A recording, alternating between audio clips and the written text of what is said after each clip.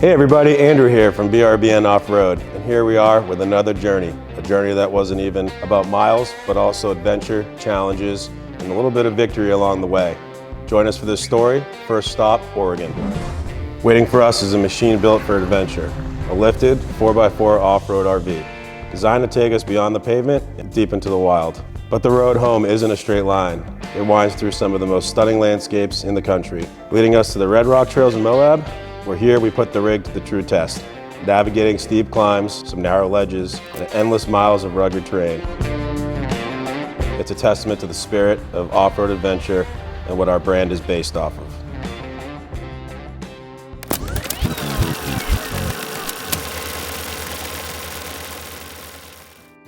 So Trent and I flew out to Oregon and landed about 40 minutes from the dealership, which was in Bend, Oregon.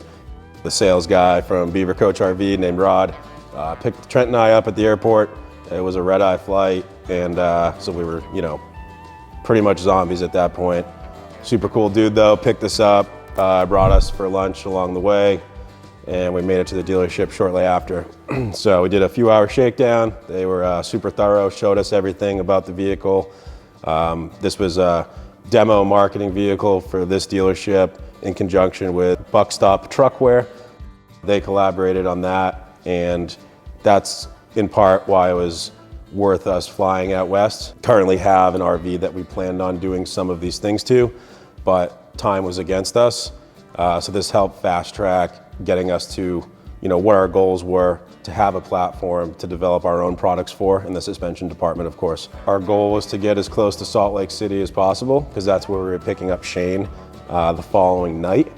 So Trent and I made it pretty far along the way. We stopped at a campsite, slept real quick, and then continued towards Salt Lake. At that point, the following morning, we were about 4 to 6 hours from Salt Lake.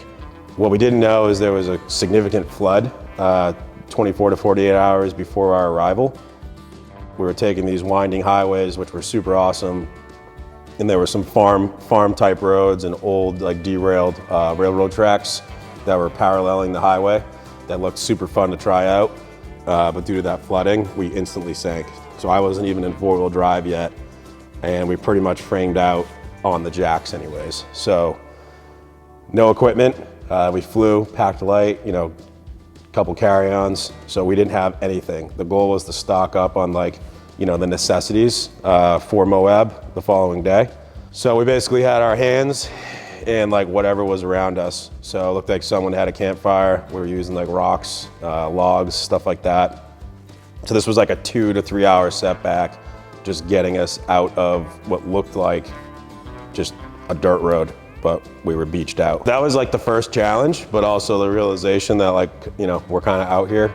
It was a good reality check to, regardless of how excited we were, to kind of realize that, there's no one out here. We're in the middle of nowhere, so we can't just be sinking this thing without any game plan or strategy.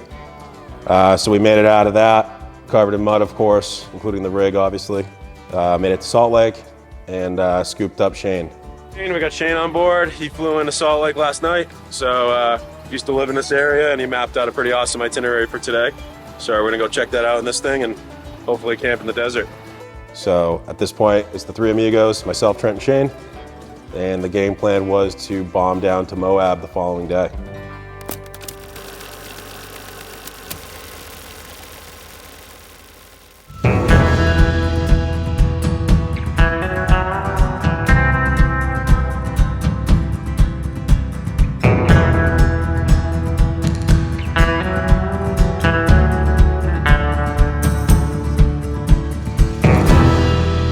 Just entered into Moab, so Shane's bringing us to a route that he put together. So we're gonna check that out. If we can do the whole route, it'll be around 3-4 hours, depending on how many times we stop for content or maybe some lunch or whatever. I think it was a route that our Earth Roamer Club took, so similar sizing, similar same chassis rigs. So we're banking on hopefully being able to, be capable of that stuff and film it along the way. So let's check it out. confirming our entry point here for what Shane has mapped out.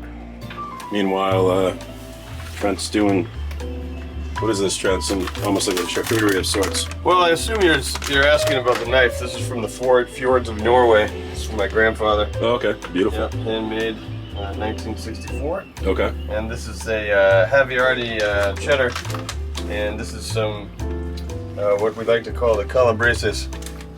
Awesome, And, thank you. You're welcome. Thank you. Wow, that's nice.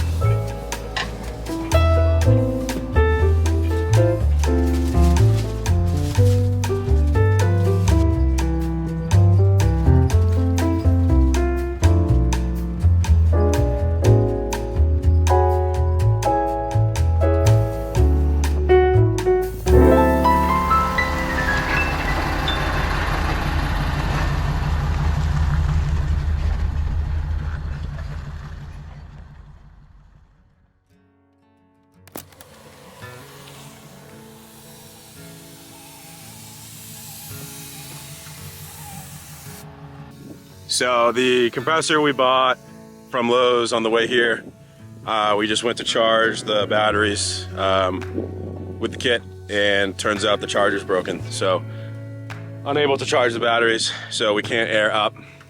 So we're hoping that, you know, we can air down as needed, and then once we get back to a gas station or something later today, we can just air up. So kind of a bummer, but these were all at 80 PSI, so dropping them down to 60 to take this route, and then adjust as necessary if needed.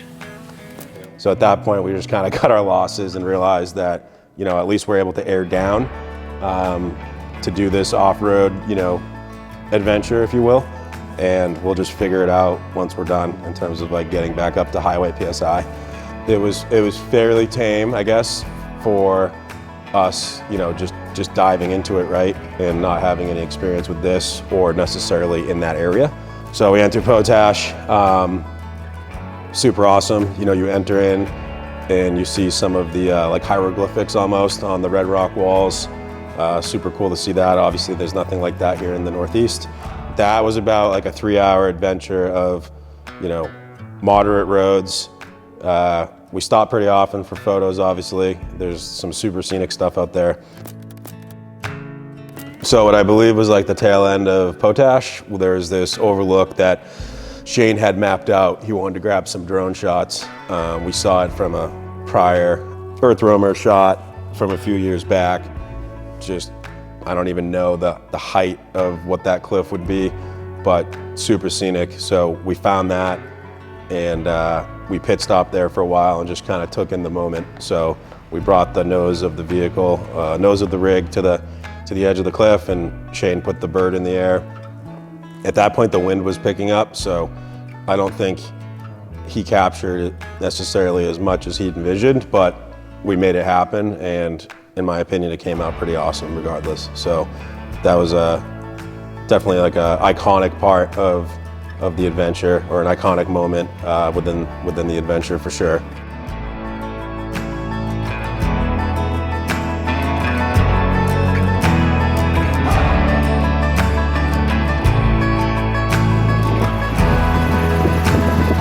Pretty cool spot here.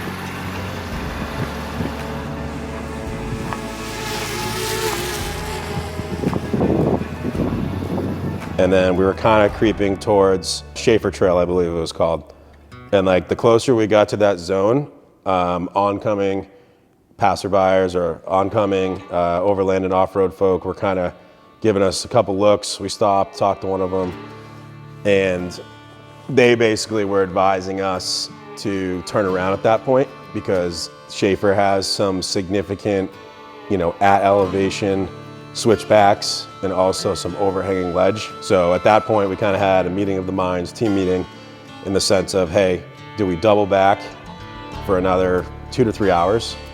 Or do we continue on Schaefer, which sounds pretty epic, but does seem high consequence. Not totaling it on the second or third day of owning it was definitely a goal. We might not be able to make it up there due to overhang ledge. The tight switchbacks we're concerned. But that's not really. I think that's a little misleading based on lack of knowledge of this platform because of what it is built on in the turning radius. So I'm not knowing. I'm not overly concerned with that as of yet. It's more so those overhangs giving us the space we need to pass through without any contact, right? You know, maybe we go to the foothills of it and scope it out. If we turn around now, we will never know if we could have done this or not. So everyone good to move forward just to scope it out? Yeah.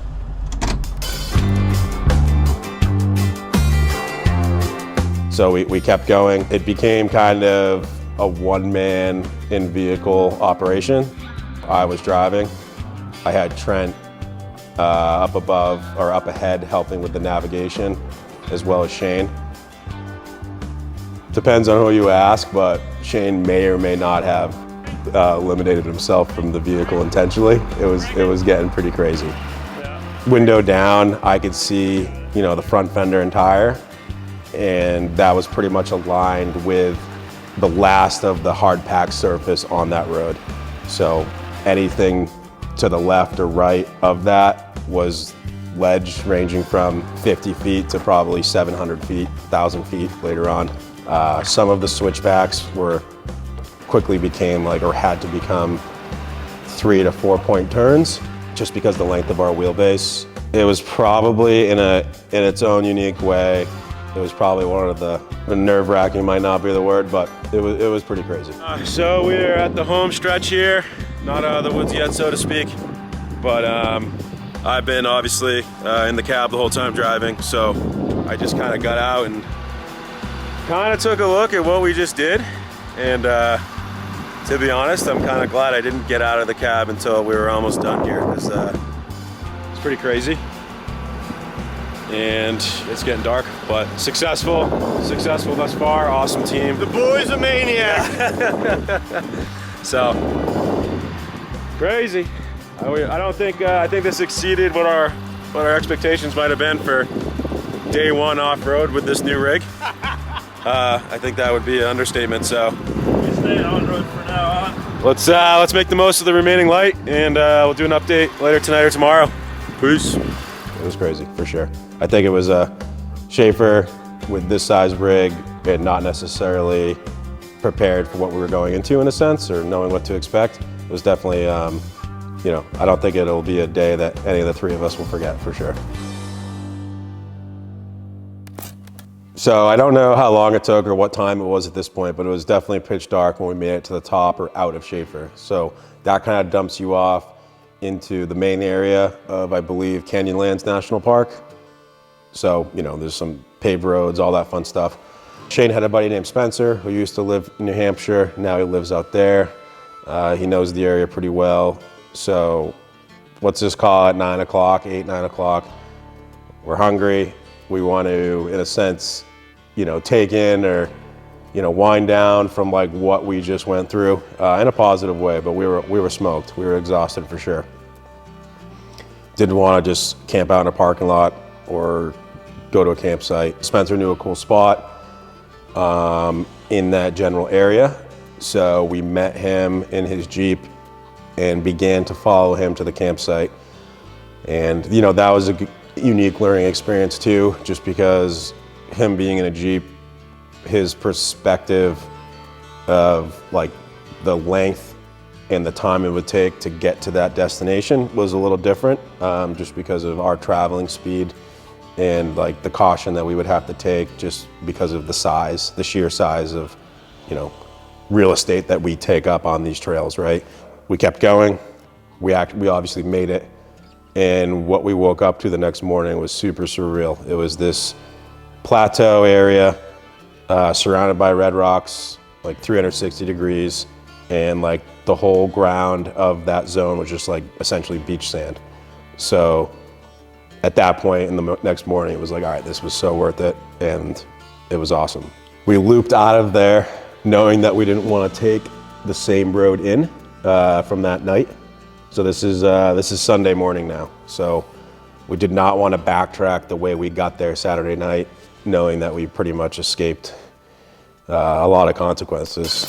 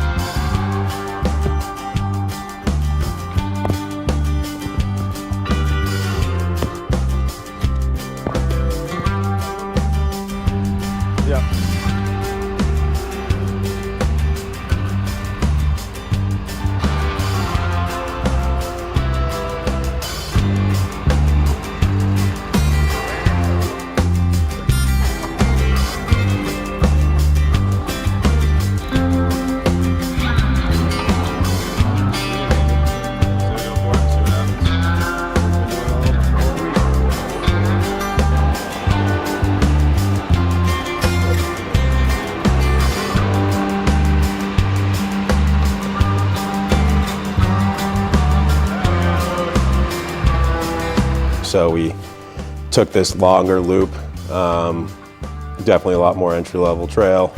And about 2 hours later, we got out. We stopped for lunch in downtown Moab at some cool little like old school style like burger joint. I forget the name of it. And then we just shot Shane to Denver, where he was flying home, so he could go to work the next day and hold down the fort. While Trent and I stayed and just drove home. We drove home from Denver Sunday night, pretty much nonstop, just switching back and forth. Whoever wasn't driving was sleeping in the rig while going down the road. And I think we made it home on Tuesday.